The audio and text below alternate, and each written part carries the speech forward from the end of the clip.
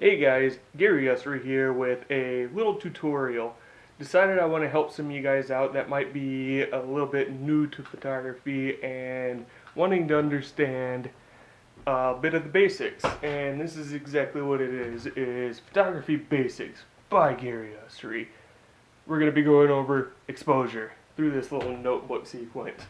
Apologize for my atrocious drawing and handwriting in advance, but you get what you pay for, and these videos are free.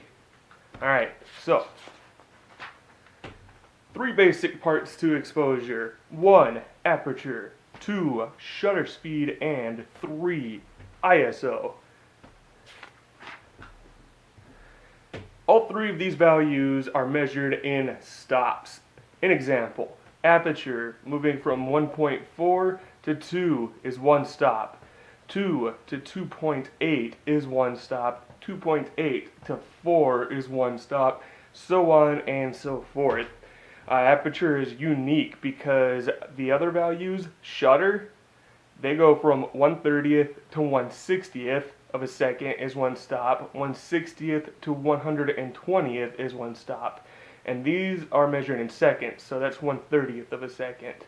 But 1 stop of shutter speed, it doubles each time. So 1/30th to 1/60th doubles. That's 1 stop. ISO is the same way, where it goes from 100 ISO to 200 ISO is 1 stop. 200 ISO to 400 ISO is also 1 stop. So like I said, aperture is unique as these values don't double. 1.4 to 2.8 is not 1 stop. It's actually 2 stops. What is aperture? Aperture is the value given to the amount of light let through by the lens's diaphragm. And for those of you that don't know, aperture is the name of the value. The diaphragm is what you're actually opening up. And that's going to be what you see inside of your lens that opens up. You know, you're going to open it when you stop down or, stop up, of course. f1.4 is a very large opening, lets in a lot of light to the sensor. 5.6, less light hitting the sensor, smaller opening. So like I said, when you open it up, it's 1.4, lots of light hitting the sensor, less light hitting the sensor. Aperture is measured kind of like gauges if you work with wire or piercings or anything like that, where it's the smaller the number, the bigger the opening. So don't let you throw that up. Don't let that throw you off, not throw up. Anyways, so 1.4 is actually bigger than 5.6. Aperture does affect more than exposure. I'll go over that in a later video. What is shutter speed? Shutter speed is how long your shutter is open. 1/500th of a second. It's a relatively fast shutter speed. Not a lot of light is hitting the sensor. So what happens when you click that button is your shutter, it opens up, lets the image that is the light that's bouncing off of your scene hit the sensor and be recorded to it. So if it's open for 1/500th of a second, that is how long your sensor is exposed in developing this picture. 1 second, or as commonly seen, is 1 second, like this right here, 1 second. Slow shutter speed. Sensor is exposed to light for a longer amount of time. That means that the shutter is open and your sensor is receiving 1 second's worth of light. Shutter speed affects more than just your exposure. Again, I will go over that in a different video. What is ISO? ISO is what we use to measure film speed or light sensitivity. Increasing ISO makes a few things possible. ISO 100 is a small ISO. ISO 1600 is a larger ISO. As you increase ISO, you can stop down your aperture or increase your shutter speed. So if you need to maintain a certain shutter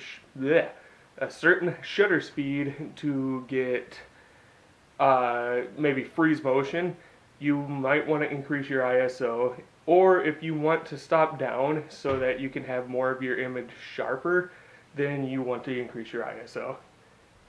Other than exposure, other than exposure and image noise, ISO does not affect other aspects of the image.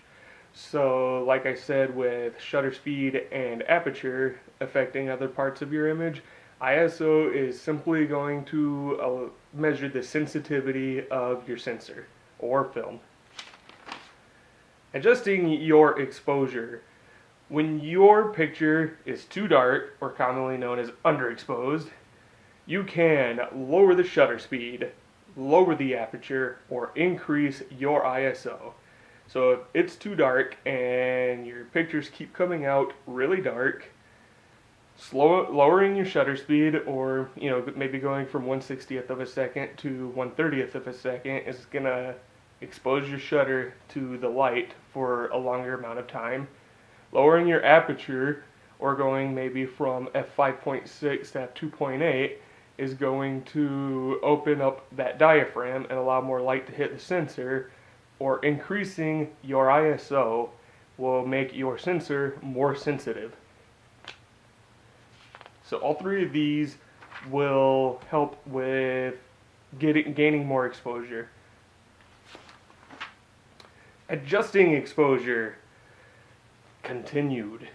When your image is coming out too bright or overexposed, you can increase the shutter speed, increase your aperture, or lower your ISO. Again, increasing your shutter speed makes it so that light is hitting the sensor for a less amount of time. Increasing your aperture means that less light is being let through your lens to the sensor. Lowering your ISO is making it so your sensor is not as sensitive to light. Doing one of these will darken the picture, make it so you're not blowing out your highlights. And that is everything. That is the cornerstones of taking a picture. These are the building blocks, messed up right there, to every picture you will ever take or ever view.